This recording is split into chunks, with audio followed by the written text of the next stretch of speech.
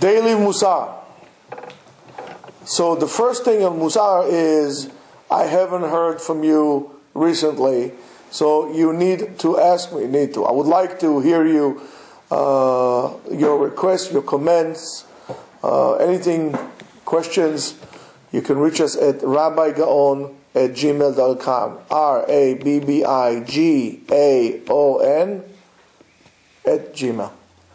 If you want to dedicate a lecture, you could do so, and if you would like to donate, you can do so on our website, yeshiva@zion.com. There's a PayPal there, and that will be wonderful.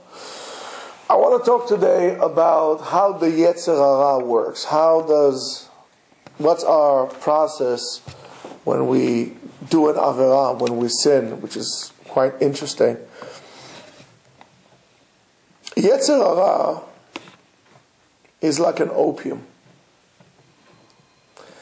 At the beginning, it gives you this euphoric feeling of like the world is just great. Or they used to say it's groovy.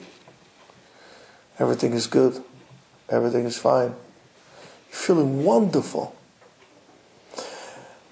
And then you do it one more time, 2 times, 3 times. Eventually, you would not have this feeling of groovy anymore. You would just need to use the opium just to be able to function. That's how the Yetzer Hara works. At the beginning, sin is sweet. Oh boy. To do a sin is delicious. It's interesting, tempting. But then you get hooked on that. And that puts you over the edge. Somebody told me a story. He's from Iran. And he said his friend was a very wealthy guy. And he wanted to try opium. That part of the world, Iran, Afghanistan, they use opium. And he knew this, it's a true story. He knew the very famous opium pipe maker. They used to make those pipes for the opium. And he says, I want you to make me most beautiful, your best pipe. How long would it take? He would say, it will take me about 3 weeks to make you a pipe. It's my best thing. It will take you about 3 weeks to make it.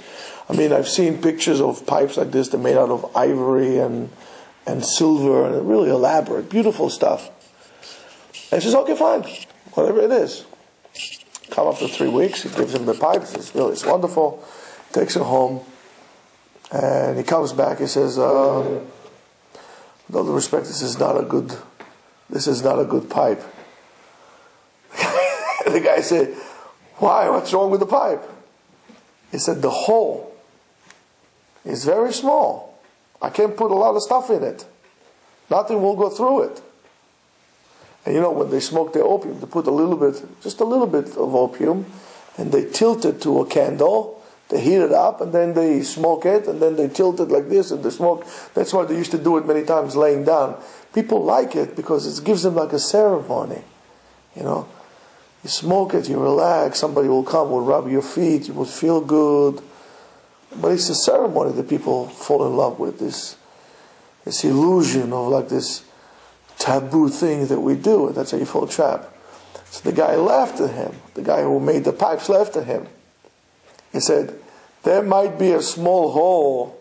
It's not a pipe of tobacco. It's a pipe for opium. And it might be a small hole. But believe me, this hole will swallow into it. It will go through it. Your house, your wife, everything that you have, your whole life will go through this hole. Don't worry about it. Maybe you don't know how to smoke it. It's exactly how the Yetzer Hara.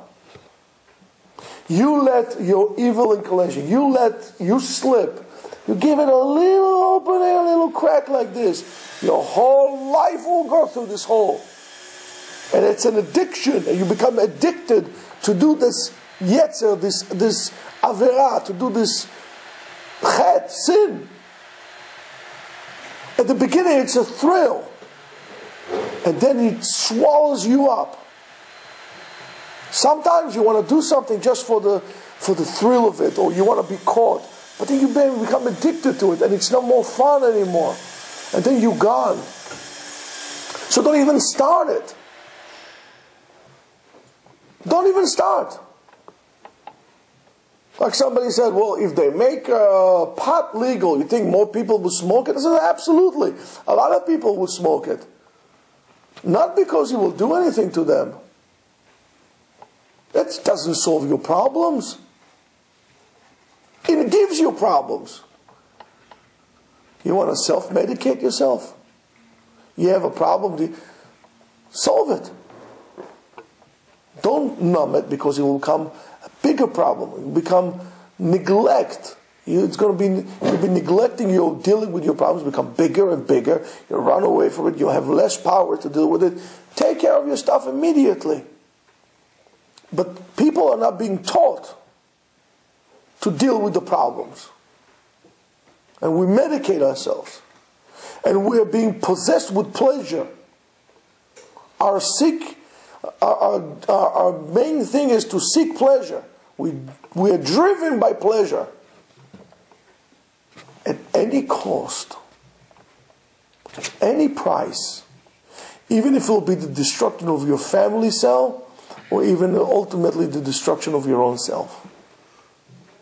And I don't believe anybody wants to destroy themselves. Everybody wants to live. Like this man said to me today, pain is a part of getting old, and I said, you're right. Maybe that's the way it is. In order to live longer, you have to pick up the token of pain. Your body is not the same. And those people who says, no, I would like to die young.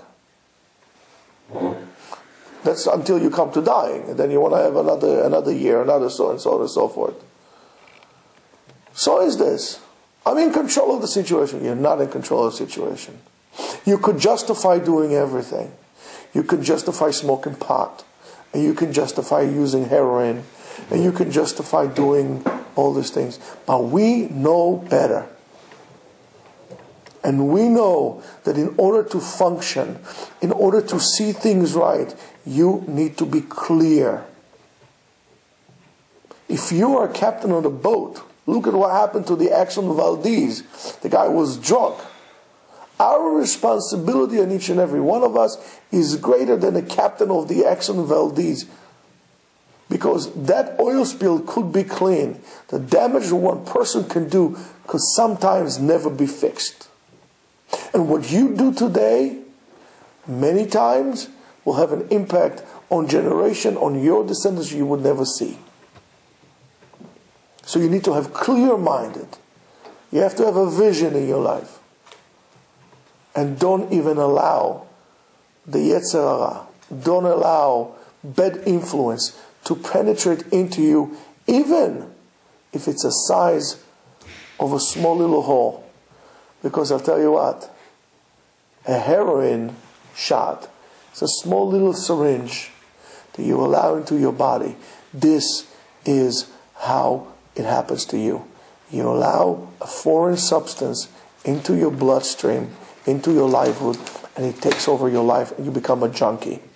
Don't allow this to happen to you with foreign ideas. Don't allow this to happen to you with averot, with sins and so on and so forth. Because you're going to become a sin junkie. You'll be addicted to thrill. You'll be addicted to do the wrong thing. And you cannot this happen. At the beginning it's fun.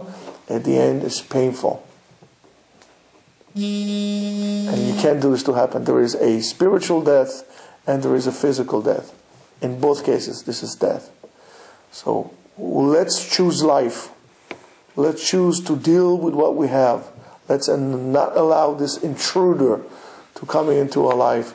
And Be'ezrat Hashem, we should be staying clean to stand in front of a Kadosh Baruch Hu all the time and ready to accept the Torah and accept all Malchut Shamayim upon us every single time, every single day. Amen. Amen.